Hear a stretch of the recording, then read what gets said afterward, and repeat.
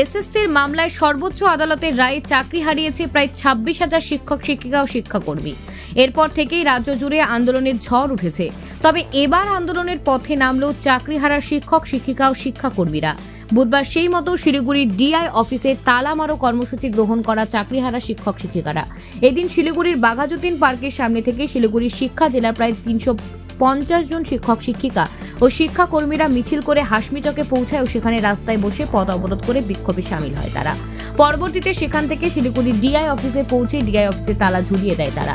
এদিন চাকরিহারারা জানান তাদের দাবি যারা যোগ্য তাদের চাকরি ফিরিয়ে দিতে হবে ও যোগ্য অযোগ্যদের ভাগ করে সেই তালিকা এসএসসির ওয়েবসাইটে প্রকাশ করতে হবে ও যতক্ষণ পর্যন্ত তাদের এই দাবি পূরণ করা হবে না তারা ডিআই অফিসের সামনে বসে বিক্ষোভ দেখাবে।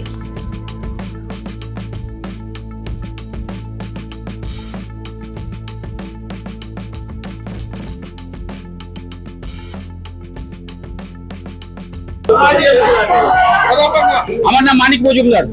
আমি তালা লাগিয়ে দিলাম কারণ এই সরকার এবং এসএসসির দুর্নীতির কারণে আজকে আমাদের এই যোগ্য 19,000 কম বেশি 19,000 যে শিক্ষক শিক্ষিকা এবং শিক্ষাকর্মীরা আছে যারা এই দুর্নীতির শিকার হয়েছে, যাদের দুর্নীতির জন্য আজকে আমাদের চাকরি চলে গেছে, আমরা তার বিরুদ্ধে আন্দোলন করছি।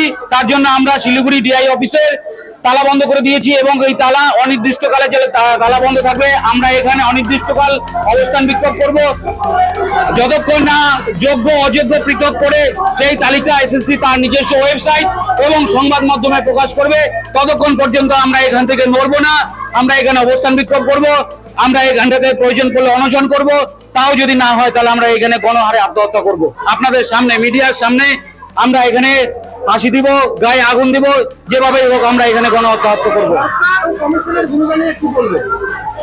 সরকার আর কমিশনের ভূমিকা নিয়ে এখানে বলার কিছু নেই। আপনারা সবাই দেখতে পাচ্ছেন যে সরকারের কি হারে দুর্নীতি হয়েছে।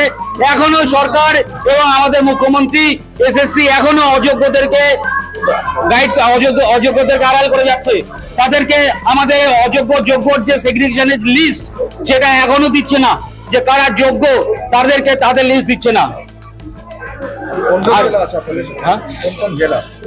কোন জেলা বলতে এখানে সমস্ত ডিস্ট্রিক্টই সামিল হয়েছে, যত ডিআই অফিস আছে সব ডিআই অফিসে। আমরা যেমন শিলিগুড়ি ডিআই অফিসের আন্ডারে চাকরি করছি, তাই আমরা এখানে এসেছি। যারা যেই ডিআই অফিসের আন্ডারে আছে তারা সেখানে গিয়ে আন্দোলন করছে। আমার নাম মানিক মজুমদার, আমি শিলিগুড়ি বয়েজ হাই স্কুলের টিচার, কম্পিউটার সায়েন্সের টিচার। আমাদের বিক্ষোভ, আমরা আর কোনো রকমের কোনো পরীক্ষা দেব না। আমরা যেভাবে যেই জায়গায় রয়েছি আমাদেরকে সেই জায়গা ফিরিয়ে দিতে হবে। আমাদের যা স্যালারি প্রাপ্য সেটা আমাদেরকে দিতে হবে। আমাদের যে ওয়েমার শিট যেটা বারবার করে বলা হচ্ছে, যেটা আমাদের অ্যাকচুয়ালি প্রমাণ করে দেবে আমরা যোগ্য, সেই ওয়েমার শিট আমরা চাইছি। আমাদেরকে এই যে আমরা অযোগ্য নই, আমরা প্রত্যেকে যে যোগ্য, সেই যোগ্যের সার্টিফিকেট আমাদেরকে দিতে হবে। আমরা কতকালই অযোগ্যের স্বপ্ন বয়ে বেড়াবো, যেখানে অযোগ্য যোগ্যকে নিয়ে নেওয়ার চেষ্টা হচ্ছে। আমরা তো যোগ্য, আমরা কেন অযোগ্যের স্বপ্ন বলবো? আমরা কেন 26,000-এর মধ্যে নিয়ে যাবো? আমরা তো 26,000 নই, আমরা 20,000।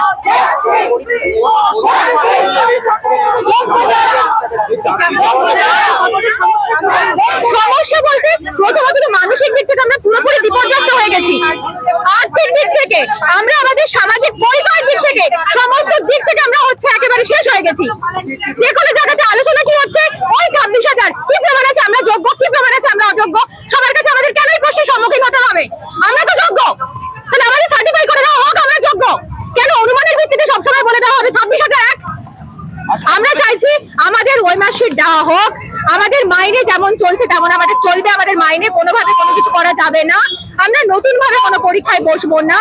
আমাদেরকে আমাদের পুরনো জায়গায় সম্মানের সঙ্গে আমাদেরকে ফেরত পাঠাতে হবে।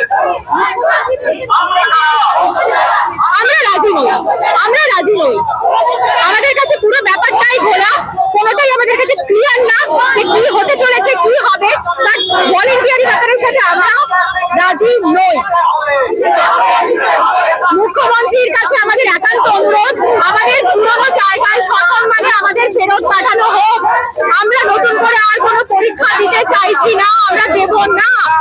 আমাদেরকে পুরনো জায়গায় সসম্মানে উনি ফেরত পাঠান, এই মানবিক আবেদন আমরা করছি, সমাজের সকল মানুষের কাছে করছি। আপনারা এগিয়ে আসুন, সত্যের পথে সত্যের সাথে থাকুন। আপনারা সঠিক কথাটা জানার চেষ্টা করুন, কি হয়েছে কি হয়নি নিছক অনুমানের উপরে ভিত্তি করে আমাদেরকে দাগিয়ে দেবেন না। আমার নাম চন্দ্রিমা ঘোষ, আমি গোয়ালঘাটা উচ্চ বিদ্যালয়ের ভৌতবিজ্ঞানের শিক্ষিকা। আমরা আজকে আপনারা জানেন, সকলেই বলার কিছু নেই, নতুন করে 24,000 যে চাকরি বাতিল হয়েছে সুপ্রিম কোর্টের রায়ে, তার প্রতিবাদ জানাচ্ছি। আমরা কেউই অযোগ্য নই, যদি আমাদের অযোগ্যতা প্রমাণ করতে পারে আমরা নিজেরা চাকরি ছেড়ে দেবো, কিন্তু আমরা কোথাও অযোগ্য নই।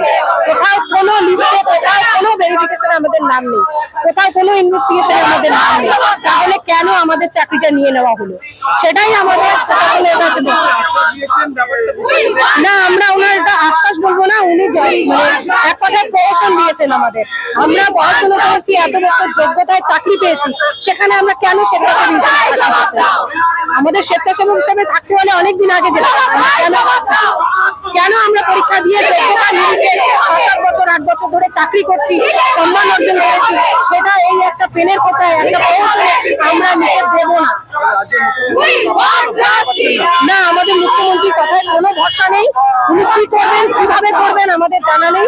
আমাদের চাকরিটা ফিরিয়ে দিতে হবে, এটা আমাদের একটাই